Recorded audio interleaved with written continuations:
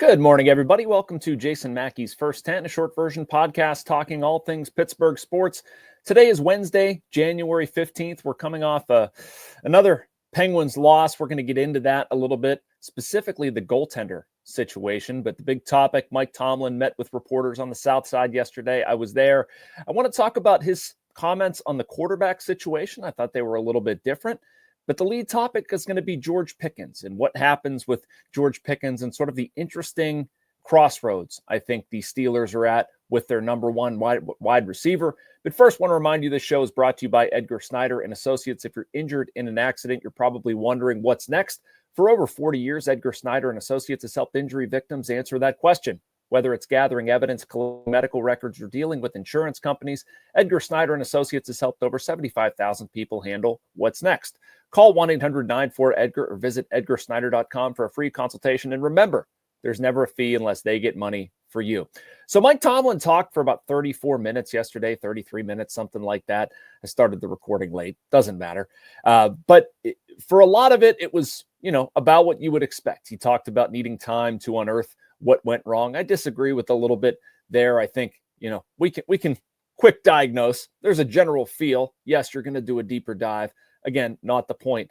And then the very end, he's asked about a report that was online yesterday that George Pickens was about 35 minutes late for a Christmas Day game. Mike Tomlin had every opportunity to shoot this down. He did not, which tells me, it's accurate. How are you the head coach of the team and you do not know whether your number one wide receiver is 35 minutes late? Also, not just like a ho-hum scenario, right? We're not trying to make a mountain out of a molehill. This was Pickens returning after a 3-game absence, all that talk about him being such an integral part of the offense and shows up late. And again, with George Pickens, we've been over this before, but in my opinion, it's not just one thing. If any of these incidents were just a one-off, you could overlook it. I'm talking about fighting in the end zone when you should be jumping for a Hail Mary or, the eye black or excessive silly celebrations or whatever. And go through the list. It's not completely important now. The Steelers have a decision to make. This is a very important offseason for Pickens, for them. It's obviously a lack of talent at wide receiver. Omar Khan's going to have to address that position in a big way. We know that. George Pickens is entering the final year of his rookie deal, sort of the same situation that Deontay Johnson faced. And the Steelers gave him a contract, 2 years, $36 million. Were they right to do that? In hindsight, probably not. Ironically, Deontay cut yesterday, but again, that's also not the point. The Steelers have to decide whether it's worth it to pay George Pickens or not. I don't agree with sort of the public sentiment out there right now that you have to pay George Pickens or he's going to become a problem if he doesn't get his money. I would dare him to become a problem. If you want to become a problem and you don't have a contract, that's on you. I would count on them, count on him being productive. And the leverage there is he wants to get paid. If you want to get paid by us or somebody else, do what you're supposed to do. He's an otherworldly talented wide receiver. He's so much fun to watch. When he's going well, he can be such a focal point of the offense. And that doesn't matter whether it's Justin Fields, Russell Wilson, whomever. He's a special player. But Mike Tomlin even said this, and he sort of talked about it a little bit briefly yesterday at his news conference. He made some progress. He grew up a little bit, but there's still a lot of work to do. And I think there is.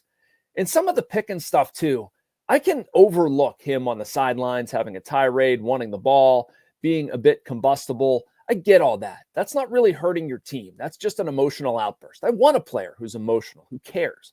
But when you're hurting your team, when you're doing things, you're not holding up your end of the bargain, being a part of a team, and showing up late, that's where you have a problem. So it was an interesting omission by Tomlin. I don't know if that's the right word, sort of looking past this.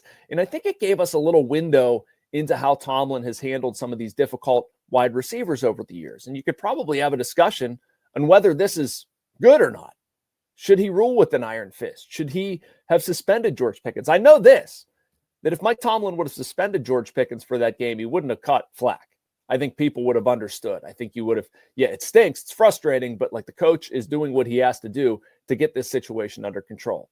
And now I'm not sure it is under control, and the Steelers face a very difficult decision or an impactful decision or a decision that could have a wide range of outcomes because of what Pickens has been, the amount of money we're talking about, the lack of talent at wide receiver, and we'll see what they do.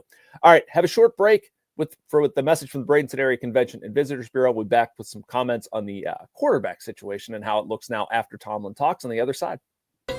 Embrace the laid-back charm of island life while sinking your toes in the sand and discovering real, authentic Florida in the Bradenton area. Unspoiled beauty and pristine beaches, a vibrant waterfront downtown energized by local arts and culture, fresh Floridian cuisine with a flourish of rich history, and friendly locals ready to welcome you to this preserved paradise on Florida's Gulf Coast. Plan your visit today at BradentonGulfIslands.com. Welcome back to First 10. We're here middle of the morning, Monday through Friday, about 10 minutes talking all things Pittsburgh sports. Appreciate you watching.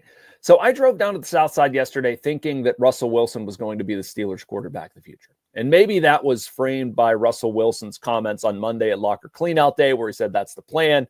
He wants to come back. They know how I feel. The way Russ framed it, it really sounded like he was coming back.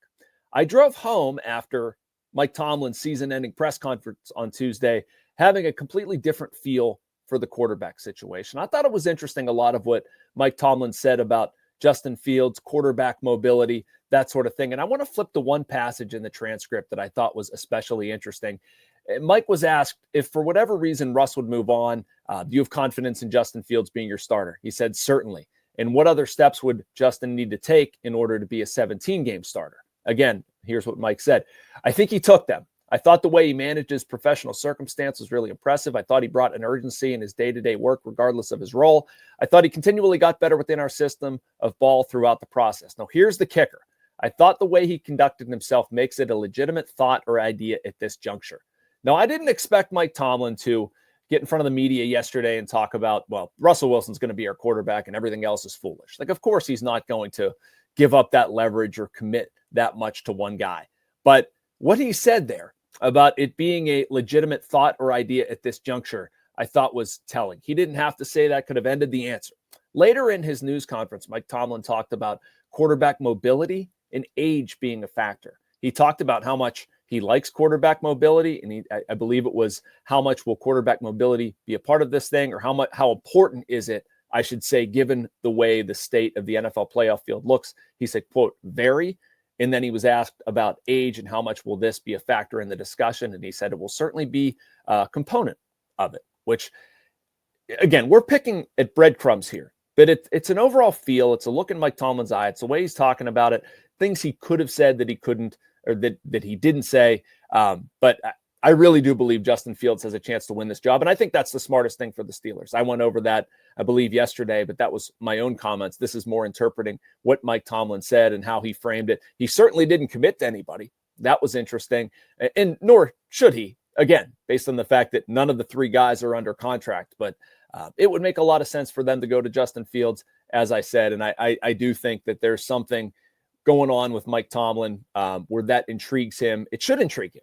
It should intrigue him based on the type of offense they can run and the type of person Justin Fields is and what he did with those opportunities. So we'll see where that goes. But I was left leaving that season-ending news conference feeling a lot better about Mike Tomlin maybe committing to Justin Fields in 2025. All right, let's wrap up with some Penguins talk for topic number 3. They lost last night. Wasn't altogether bad, but it also wasn't good. Tristan Jarry led in a couple soft goals. That's become a trend for them. They played decently well at times, but 4-2 to the Kraken. They finished a homestand 1-3-1. Seattle scored twice in 50 seconds to take a 3-2 lead. And the Penguins actually were piling up shots pretty good there. Jarry stopped just 14 of 17, and that's where I want to kind of stop this. Mike Sullivan went on a rant after the game about his team defense, and I don't disagree with a single word he said. It's been not good. It's been not good for a while. They're failing to protect leads, all this stuff. And the Penguins are slipping into dangerous territory. And that's an entire discussion I think we had on here before. And they need to improve a lot about team habits. The penalty kill has been a problem, effort, details, all that stuff. Not saying any of it's not true, but I want to talk about the goaltending situation for a little bit, because I think this has just gone on too long. I understand the reasoning for playing Tristan Jarry. I understand, wanting to get him back on track, whatever. It has not happened. It has not happened. And at this point, I think you're wasting everybody's time, players in that room, guys in the AHL, even Jarry. Like, it's not working. Put them on waivers. See if somebody else wants to take them. If not, send them down. I at this point, you should be adherent to nothing. It's not working. Even Alex Nedeljkovic. I mean, he's played better than Jarry, but has it been good enough? I don't think so. Entering last night, I looked up their save percentage, 5-on-5 and overall, and it's among the worst in the NHL. 5-on-5, it was 896, 30th. All situations, 883, again, 30th. It's probably worse after last night, but the compete is not there. The timely saves are not there. And at this point, I'd like to see them give a chance to somebody in the AHL. And it's interesting. They have two choices down there. Joel Blomqvist is the name everybody knows, and he's probably the more likely to come up. He was up here at the beginning of the year. I thought handled himself pretty well. Bit of a rocky start. Also played behind a team that was really disinterested in playing defense as opposed to one that was moderately disinterested in playing defense. Philip Larson actually has the better numbers down there.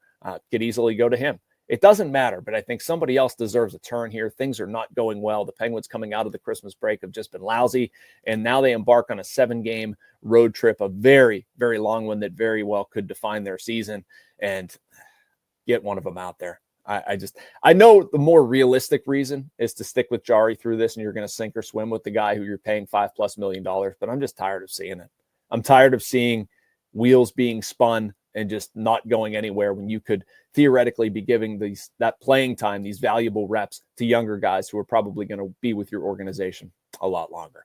All right, that does it for me today. Thanks so much for watching. Make sure you like and subscribe. You can get all of this video and so much more from our Post-Gazette, North Shore Drive, podcast, and YouTube segments. We'll be back here tomorrow. Thanks for watching First 10.